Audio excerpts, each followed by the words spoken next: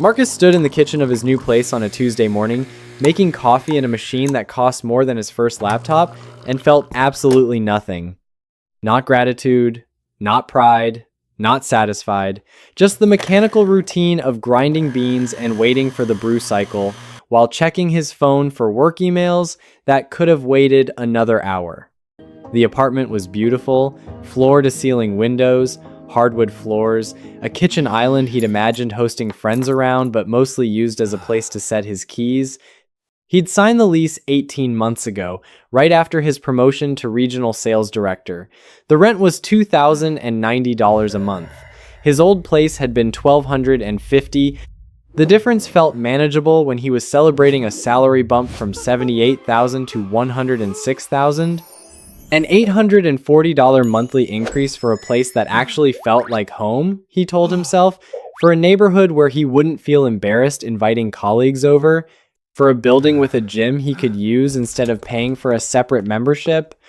He used the gym exactly twice. The first few weeks in the new apartment were electric. He'd walk through the door after work and feel like he'd made it. Like he'd crossed some invisible line that separated people who were still struggling from people who had figured it out. The feeling lasted about 6 weeks. Then the apartment became where he lived.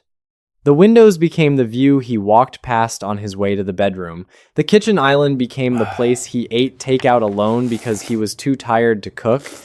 The $840 kept leaving his account every month, but the feeling that justified it disappeared somewhere around week 7. Marcus wasn't stupid. He knew he was spending more. But when he looked at his paycheck, the numbers seemed fine. His income had jumped $28,000. Surely an extra $800 a month wasn't going to derail him, except it wasn't just the apartment. It was the apartment, and the car lease he upgraded 6 months later because the old Honda didn't match the building's parking garage, and the subscription services he added because everyone at his level seemed to have them, and the restaurants he started choosing because cheap takeout felt wrong somehow when you're making 6 figures. None of it felt excessive. None of it felt like a mistake. It all felt appropriate, earned, like the natural progression of a person whose income was rising. Today, Marcus makes $114,000, $36,000 more than he made 3 years ago, a 46% increase. And somehow, impossibly, he has $900 less in his savings account than he did before the promotion. He checks his balance more often now than when he was making $78,000. The stress didn't decrease with the income, it multiplied. My name is Williams, and I've spent the last year studying why higher earnings almost never translate into greater financial security. If you've gotten raises but feel no wealthier, if you look at your income and your savings and can't understand how those two numbers coexist in the same reality, stay with me here. What I'm about to show you is a calculation that most people never perform. A way to measure exactly how much of your finite life you're exchanging to maintain upgrades you barely register anymore. I call it your life cost ratio, and once you see it, you'll never look at treating yourself the same way again. Here's the belief that's quietly eroding your financial future. You think lifestyle upgrades are rewards for working hard? You get a raise, you earn a promotion, you hit a milestone, and the natural response feels like upgrading something. The apartment, the car, the clothes, the vacations, the daily conveniences. These upgrades feel like the point of earning more, the tangible proof that your effort is paying off, the visible marker that separates your current self from your past self. But here's what that framework misses. Every lifestyle upgrade isn't a reward you collect once. It's a recurring expense you commit to indefinitely. And because we measure income in annual salary but experience spending in monthly payments, we systematically underestimate the true cost of every upgrade we make. When Marcus signed the lease for an apartment that cost $840 more per month, that number felt small relative to his new salary. $840 against $106,000? Barely noticeable. Except $840 per month is $10,080 per year. His $28,000 raise just became an $18,000 raise with a single decision, and that was only the beginning. But the real cost isn't measured in dollars. It's measured in hours. Because every dollar you spend is a piece of your life you've already traded away. Let me show you the math that changes everything. Marcus works approximately 2,080 hours per year, standard 40-hour weeks across 52 weeks. His gross salary of $106,000 means he earns about $51 per hour before taxes. After federal, state, and payroll taxes, his actual take-home is closer to $34 per hour. That $840 apartment upgrade costs him 24.7 hours of after-tax work every month, 296 hours per year. Think about that, 296 hours, that's 7.5 full work weeks, almost 2 months of labor, not to build wealth, not to create options, not to buy freedom, just to maintain a nicer apartment that stopped feeling nicer after the first month and a half. Marcus isn't paying $840 for upgraded living space. He's paying 296 hours of his life annually, and that's just one upgrade. The car lease isn't $370 more per month. It's 10.9 hours of monthly labor, 131 hours per year to drive a vehicle that transports him to the same destinations his previous car did. The streaming services and subscriptions aren't $95 monthly, they're 2.8 hours of work. 34 hours annually to access content he mostly scrolls past while exhausted from working the hours required to pay for it. When you convert every upgrade Marcus made over 3 years into hours and add them up, the number is devastating. He's working approximately 640 additional hours per year compared to his pre-promotion lifestyle. That's 16 full work weeks. 4 months of his life every single year going exclusively toward maintaining upgrades that felt small when he made them and provide zero emotional return now that he's adapted to them. This is what I call the life cost ratio. The number of hours you work annually divided by the number of those hours that actually build your future versus the number that simply maintain your present. For Marcus, 640 of his 2,080 working hours, roughly 31% of his entire working life, now goes exclusively to funding lifestyle inflation. He's not trading money for upgrades. He's trading months of his life for incremental comfort that his brain stopped registering as special before he'd even finished the first lease term. And here's the part that makes it truly suffocating. You need to earn significantly more than $1 to have $1 to spend because taxes extract their share first.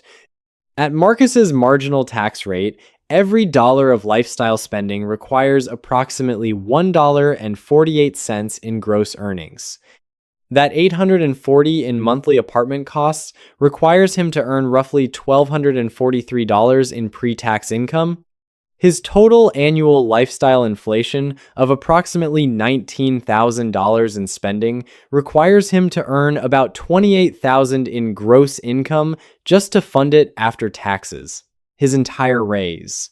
Consumed, not by reckless spending or luxury indulgence, but by upgrades that felt reasonable and appropriate in the moment and provided essentially no lasting satisfaction.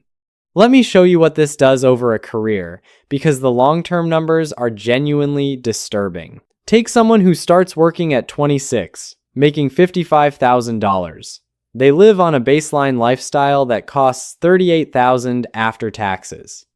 They save and invest around $12,000 annually, responsible, disciplined, normal. Now imagine they receive 3% annual raises for 38 years, which is roughly consistent with historical wage growth. By 64, they're earning $168,000 in nominal terms. If they held their lifestyle constant, adjusting only for inflation, their baseline spending would grow to about $77,000.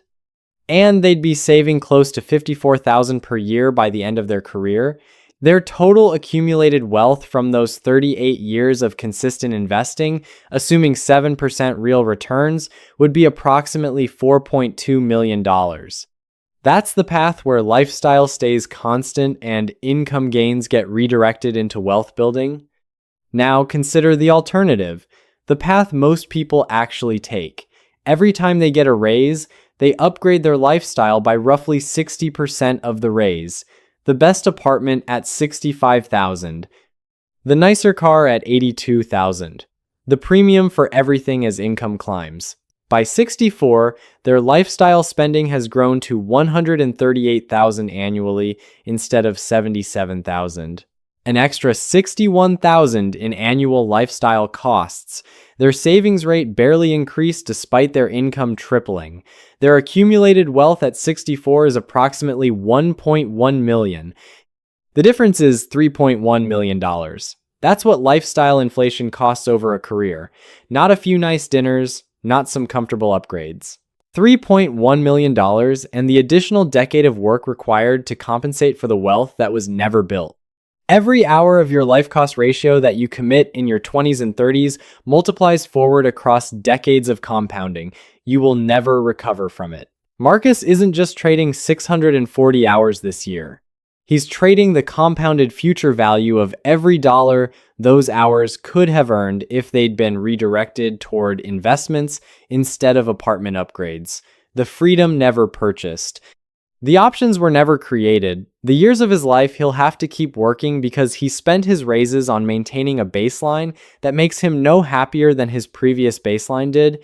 The math is merciless. Now, I already know the objection.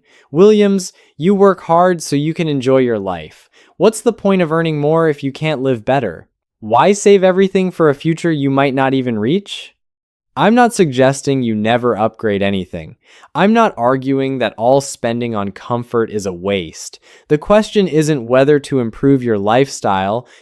The question is whether you're doing it consciously with full awareness of the exchange rate, or whether you're sleepwalking into commitments that will trap you at income levels you can't afford to leave. The problem with Marcus isn't that he upgraded his apartment. The problem is that he did it automatically, without calculating what it actually cost in hours of his life, without understanding that he was committing 296 hours annually to that decision for as long as he stays there. He experienced it as a one-time choice. He's paying for it as a permanent extraction of his time and freedom. The psychological mechanism behind this is called hedonic adaptation, the scientifically documented tendency for humans to return to a baseline level of happiness regardless of changes in circumstances. Marcus was thrilled about his new apartment for maybe 8 weeks. After that, it became his normal. The upgraded feeling evaporated, but the $840 monthly payment remained. He's now paying 296 hours per year to maintain an emotional baseline that's identical to what he had in his old apartment. This is the cruelest aspect of lifestyle inflation. The pleasure is temporary, the cost is permanent. Every upgrade adds to your fixed monthly burden, and after the initial excitement fades, you're left working the same hours for the same emotional state you had before, just at a higher expense level. Your life gets more expensive without getting measurably better. The hedonic treadmill and the financial treadmill merge into a single system that converts your raises into obligations faster than you can perceive it happening. Here's how you reclaim your life by calculating and deliberately reducing your life cost ratio. The first step is confronting the actual number. Take every lifestyle upgrade you've made in recent years, every subscription you added, every apartment increase, every car payment increase, every category where you now spend more than you used to, and add up the total monthly cost. Multiply by 12 to get annual lifestyle inflation, then divide by your actual after-tax hourly wage. The result is your life cost ratio, the number of hours per year you work exclusively to fund upgrades beyond your baseline needs. Most people have never translated their monthly expenses into actual hours of their lives. When you see that your apartment upgrade, car payment, gym membership, subscription stack, and dining habits total $1,200 monthly, $14,400 annually at a $34 after-tax wage. The abstraction becomes visceral. You're not paying $1,200. You're paying 424 hours. Nearly 11 work weeks of your life every year for things that no longer register as special because you've already adapted to them. The second step is the reverse calculation. Take each lifestyle expense and ask yourself whether you would work the required hours specifically and exclusively for that item. Would you work 34 hours this year specifically to access the premium gym, or would you reclaim those 34 hours and use the basic gym? Would you work 131 hours this year specifically to drive the nicer car, or would you take those hours back and drive something cheaper? When you frame it as a direct trade, your hours for this specific thing, the answer often becomes obvious in a way it never was, when the expense was just a line item you barely noticed. The third step is strategic downgrading, which is psychologically challenging but mathematically transformative. Every $100 in monthly lifestyle inflation you eliminate at a $34 hourly rate gives you 35 hours per year back. Downgrade from the $160 gym to the $40 gym and reclaim 42 hours.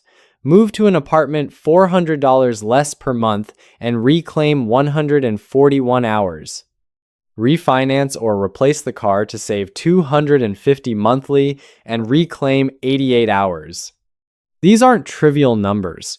They're weeks of your life that you can redirect from maintaining a lifestyle you've already adapted to toward building wealth, buying freedom, or simply working less. The fourth step is the most critical, creating a gap between your income and your lifestyle that you protect intentionally rather than allowing it to close automatically. This is what separates people who build wealth from people who just earn well. When you get a raise, the default path is to upgrade. The deliberate path is to calculate your life cost ratio, refuse to let it increase, and redirect the additional income toward investments that will eventually replace your need to work entirely.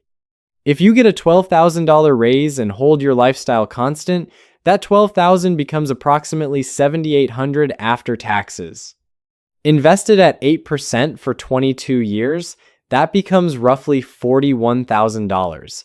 That's what 1 year of resisting lifestyle inflation produces. Do it for 12 years and you're looking at $400,000 in additional wealth. Do it for a career and you buy yourself the freedom to work because you want to, not because your lifestyle requires it. Right now, you probably see yourself as someone who's earned their lifestyle. Someone who works hard, advances their career, and deserves to enjoy the rewards through the small upgrades that make life comfortable. That narrative feels true because it aligns with everything you've been told about the relationship between effort and reward. But there's another way to see it. Every upgrade you make without calculating the hours is a decision made blind. Every subscription you add, every apartment you upsize, every car you finance is a commitment of future hours that you're making without understanding the exchange rate. You're not earning your lifestyle. You're trading your life for your lifestyle, hour by hour, week by week, year by year, and the trade is almost never as favorable as it seems when you're signing the lease or swiping the card. Marcus didn't get promoted into prosperity, he got promoted into a more expensive version of the same treadmill. His life cost ratio grew faster than his income, which means despite earning 46% more, he has less. Less savings, less freedom, less ability to walk away, less optionality in a world where optionality is the only real security. The question isn't how much you earn. The question is how many hours of your finite life you're trading for things you no longer even notice. Calculate your life cost ratio. See the number. Then decide consciously whether the trade is worth it or whether you'd rather have your hours back. I've spent way too much time thinking about this, so you don't have to. If this changes how you see your lifestyle upgrades, hit that like button and subscribe. I'll see you in the next one.